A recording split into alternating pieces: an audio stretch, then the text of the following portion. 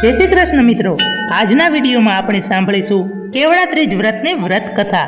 સૌ પ્રથમ આપણે જાણીશું 2024માં આ વ્રત કઈ તારીખે છે, આ વ્રત કોને કોને કરવું જોઈએ અને આ વ્રતમાં શું ખાસ ધ્યાન રાખવું જોઈએ અને આ વ્રત કરવાથી શું લાભ થાય છે તે અંગેની આપણે આ વિડીયોમાં વાત કરીશું। તો સ્ત્રીઓના તહેવારોમાં કેવડા ત્રીજનું વ્રત મુખ્ય છે। આ વ્રત ભાદરવા માસમાં શુક્લ પક્ષની ત્રીજના દિવસે કરવામાં આવે છે।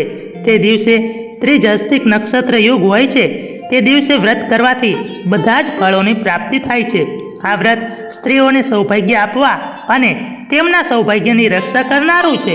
દેશમાં લગભગ બધી જ જગ્યાએ આ વ્રત કરવામાં આવે છે। આ દિવસે શંકર અને પાર્વતીની શાસ્ત્રમાં બતાવેલ વિધિ મુજબ વિશેષ રૂપે પાર્થિવ પૂજા કરવામાં આવે છે। સ્ત્રીઓ આ દિવસે નિર્જર ઉપવાસ કરે છે અને સાંજે વિધિપૂર્વક શિવ પાર્વતીની પૂજા આરતી અને કેવડા ત્રીજના વ્રતની કથા સાંભળે છે। તે દિવસે શિવને પ્રાર્થના કરે છે કે તેનો પતિ દીર્ઘાયુષ્ય બને, મારો સુહાગ અમર રહે। રાત્રે પણ તે પાણી પીતી નથી। વહેલી સવારે સ્નાન કરી પૂજા કરી સૂર્યોદય પછી તે પારણા કરે છે અને ઉપવાસને તોડે છે। કુમારી કન્યાઓ આ વ્રત દ્વારા એવું માગે છે કે તેમનો ભાવિ પતિ સુંદર અને સુયોગ્ય હોય। હવે આપણે જાણીશું કેવડા ત્રીજ વ્રતની વિધિ। તો ભાદરવા માસની અજવાળી ત્રીજે સૂર્યોદય પહેલા સ્નાનાદિક વગેરેથી પરવારીને ભગવાન શિવની કેવડાથી પૂજા કરવાની હોય છે। ઘરને સુંદર રીતે શણગારવું, આખો દિવસ નકોરડો ઉપવાસ કરવો, વારંવાર કેવડો સૂંઘી અને શિવનું સ્મરણ કરવું, શિવ પાર્વતીની પૂજા કરવી અને વાર્તા સાંભળવી। કેવડા ત્રીજ વ્રતની વ્રત કથા।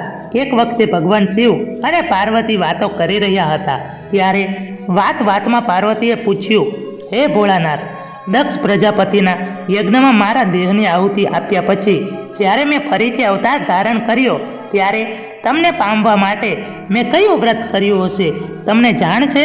ત્યારે ભોળાનાથે કહ્યું, હે દેવી, તો તમે સાંભળો। બીજો અવતાર ધારણ કર્યો પછી તમે નાનપણથી જ મારું રટણ કરતા હતા। એક વખતે નારદ મુનિએ તમારા પિતા હિમાલયની આગળ મારી ખૂબ જ પ્રશંસા કરી ત્યારે તમે મનોમન ખૂબ જ ખુશ થયા હતા, પરંતુ નારદજીએ તમારા લગ્ન વિષ્ણુ ભગવાન સાથે કરવા કહ્યું હતું ત્યારે તમે નારદ મુનિ પર ખૂબ જ ગુસ્સે થયા હતા। તમારા પિતા જ્યારે તમારા વિવાહ વિષ્ણુ સાથે કરવાનો વિચાર કરી રહ્યા હતા ત્યારે તમે મનોમન ખૂબ જ મૂંઝાયા અને તમારી મૂંઝવણ દૂર કરવા માટે તમે તમારી સખી સાથે વનમાં ચાલ્યા ગયા હતા। વનમાં તમે એક માટીનો ઢગલો જોયો અને બાળકની જેમ તમે માટીના ઢગલા સાથે રમવા લાગ્યા। તમારું રોમ રોમ મારું રટણ કરતું હોવાથી તમે બે ધ્યાનપણે મારું શિવલિંગ બનાવી દીધું અને ત્યારબાદ તમે મને વનમાંથી કેવડો લઈ બીજા ફૂલો સાથે વનસ્પતિ લાવીને મને ખૂબ જ ભાવપૂર્વક ચડાવ્યા હતા। તે દિવસે ભાદરવી માસની અજવાળી ત્રીજ હતી। વળી તે દિવસે તમે આખો દિવસ કાંઈ પણ ખાધા પીધા વિના નકોરડો ઉપવાસ કર્યો હતો, પાણી પણ પીધું ન હતું। આમ તો મને કેવડો નથી ચડતો, પરંતુ તમે ખૂબ જ ભાવમાં આવીને મને તે દિવસે કેવડો ચડાવ્યો હતો, તેથી હું તમારા પર પ્રસન્ન થયો હતો અને મેં તમને વરદાન માંગવા કહ્યું હતું। ત્યારે તમે કહ્યું, હે ભોળાનાથ, જો મેં તમારા ખરા ભાવથી ભક્તિ કરી હોય અને હું રોમ રોમથી તમારું રટણ કરતી હોય તો તમે મારા પતિ બનો, અને મેં તથાસ્તુ કહી દીધું હતું। તમે આખી રાત જાગવાને કારણે ભૂખને કારણે ખૂબ જ થાક્યા હોવાથી સૂઈ ગયા હતા। જ્યારે તમારા પિતા તમને શોધતા તમારી પાસે આવ્યા ત્યારે તમને જંગલમાં સૂતા જોઈ અને તેઓ ખુશ થયા હતા અને તમને પોતાની સાથે આવવા જણાવ્યું ત્યારે તમે વિના સંકોચે તેમને કહી દીધું હતું કે હું શુદ્ધ મનથી તમે મને વરી ચૂક્યા છો। હે દેવી, તમે અજાણતાથી કેવડા વડે મારી પૂજા કરી હતી અને આખો દિવસ ઉપવાસ કર્યો હતો। તે વ્રતના પ્રભાવથી તમારા પિતા માની ગયા અને તમારા લગ્ન મારી સાથે કરવા આવ્યા હતા।